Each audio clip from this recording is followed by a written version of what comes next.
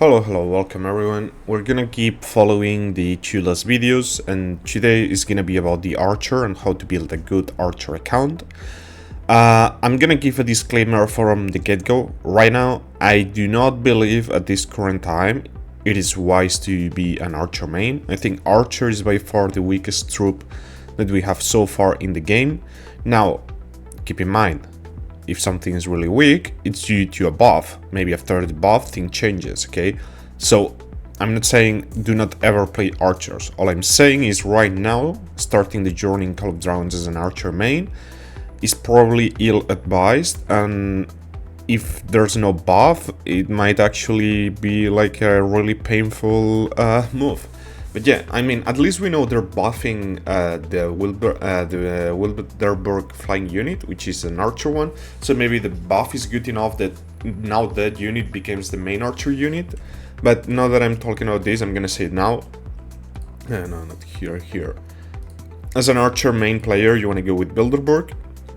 The best archer unit is the Spearman.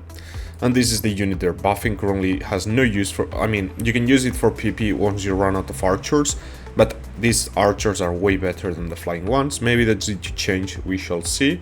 But yeah, this is the faction you want to use as an archer main. Now, for archers, I'm gonna say it's the only unit that I say it's not really, like if you get it, it's fine and it's like a plus, but Lilia is not mandatory. The main reasons is, the main here you want to focus on season 1 is Kinara, okay? This is your main goal. It's like an Emery's, okay?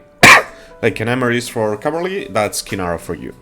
Another hero you want to work on is Nico, but you want to make him 5111. Up until this point, I say you can use gold, like gold heads, if you have PvP and you need to contribute. But once he's 5111, you can chill for a bit. You will grind him through gold keys, so that's kind of okay. But yeah, main focus Kinara. Another important notes, Husk. If you're a whale, if you're rushing T5, or even if not really you're rushing T5, but if you're gonna have like, you're gonna be ahead of the curve in terms of PvP tech and on account progression, if you can get an awakened Husk, it's literally insane, okay? You pair Kinara with Husk, you literally borderline use it as a tank, and just from the sheer amount of counterattack this unit, like this March deals, you will kill the enemies just by them hitting you. And if you're T5, it's like nonsense. Like, every single player that starts fresh in the game knows that if they see a Kinara Husk T5 and you're not T5, that's not, like, do not hit it. It's like swarming a Gorshko rally, okay? Other noticeable mentions from G1, maybe Madeline, as she's now overall, but not really. Like some people been doing some tests. I mean, it works, but it's nothing crazy, and it's probably a waste of gold heads. But yeah, apart from that, from G1, Taya not really working for archers, so I'd ignore that.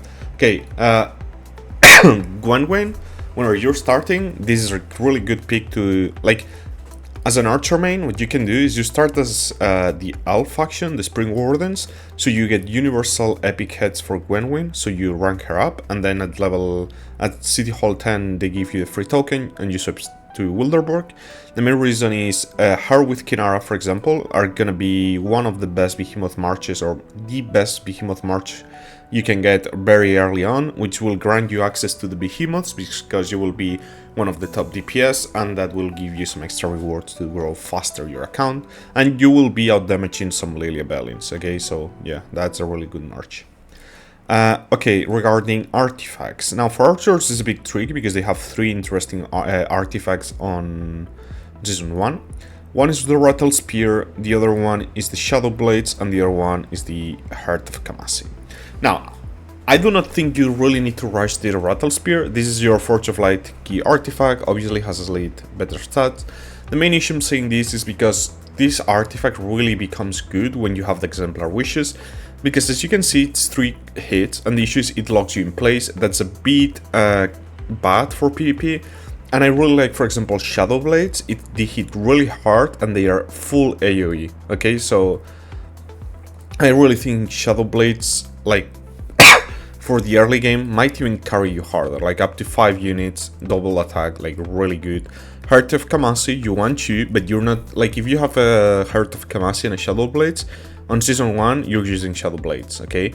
You're gonna start using these when you get to those 3 to 4 archer marches, because then you're buffing several marches at once, increasing attack, increasing normal attack damage dealt, which is really beneficial for archers. But for season 1, it's good that you still like start bringing this artifact up, but it's not gonna be that useful.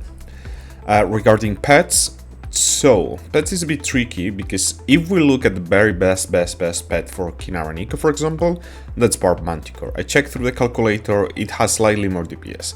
Now the issue is you don't get this pet until Season of Strife, so honestly you're better off going with the Snowpeak Rock. You work on the Snowpeak Rock, you get him to 2 stars, okay? The main reason is by the time you get to Season of Strife you can have a 3-star Snowpeak Rock, versus waiting for this one will mean like, what, like, are you using no pet? Like, you need to work on a Snowpeak Rock as a new player, so focus on this one for Season 1.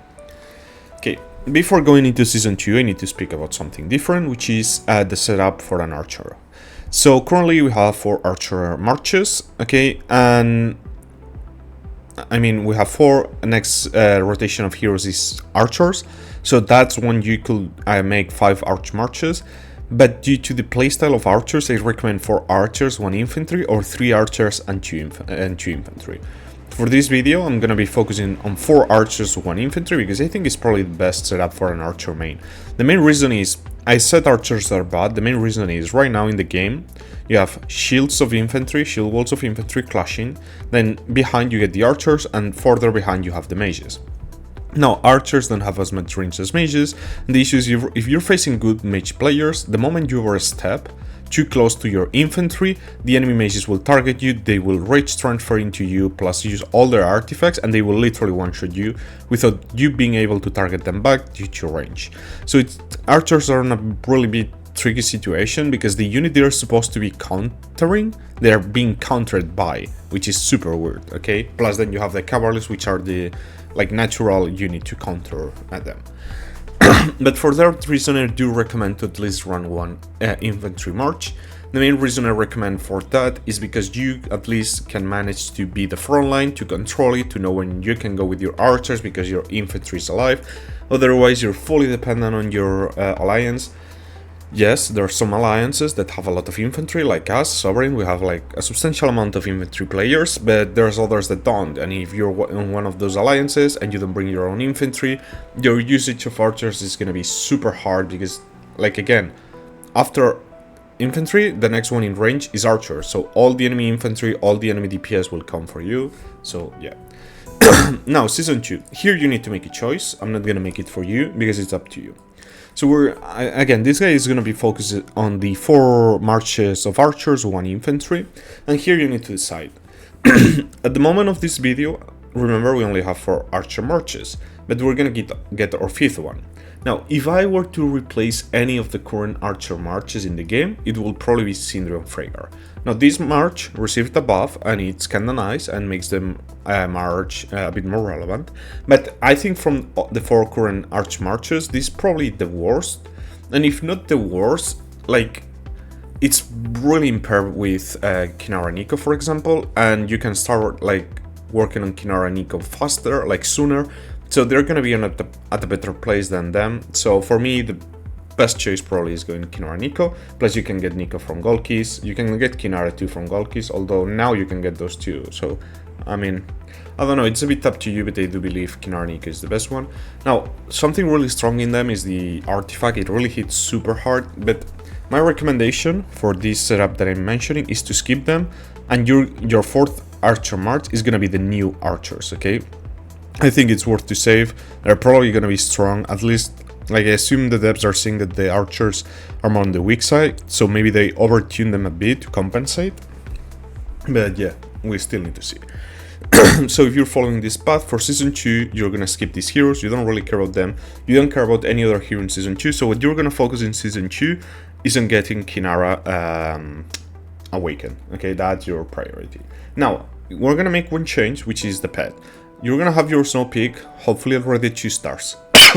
The moment it's 2 stars, you're gonna start getting Shadow Manticores, and you're gonna start preparing your pet for your best archer march, okay? So you're gonna start capturing these pets, you're gonna get a nice 8 roll, and you're gonna start bringing these up to 2 stars minimum, and this will be your first pet that you're gonna get to 3-star as an archer main, okay?